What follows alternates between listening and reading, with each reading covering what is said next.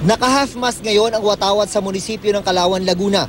Makaraan ng madugong pamamaril sa ikalawang araw ng pangangampanya ng mga lokal na kandidato.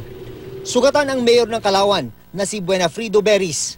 Patay naman ang kumakandidatong konsihal na si Emmanuel Peña at ang driver ng mayor na si Leonardo Taninco. Sa report ng pulisya, galing daw ang grupo sa pulong ng isang kooperatiba bandang alas 5 ng hapon ng linggo nang pagbabarilin sila ng di pa kilalang gunman.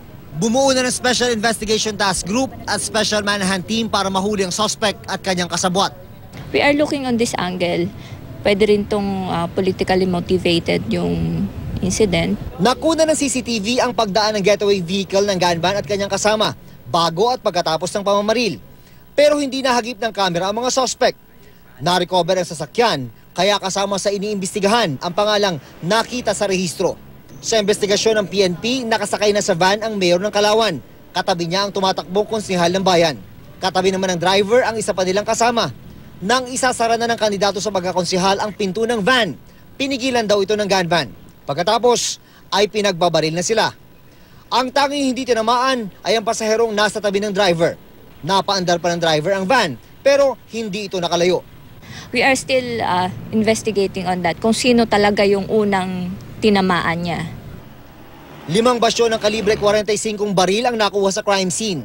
Kwento ng mga nakasaksi, nagkagulo raw ang mga tao sa kooperatiba na magsimula ng pamamaril.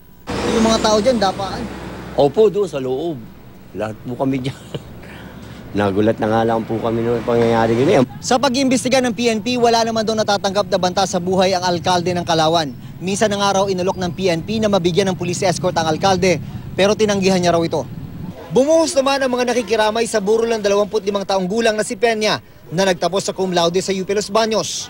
Kinundinan ng United Nationalist Alliance ang naganap kay Peña na isa nila sa kanilang mga youth leader.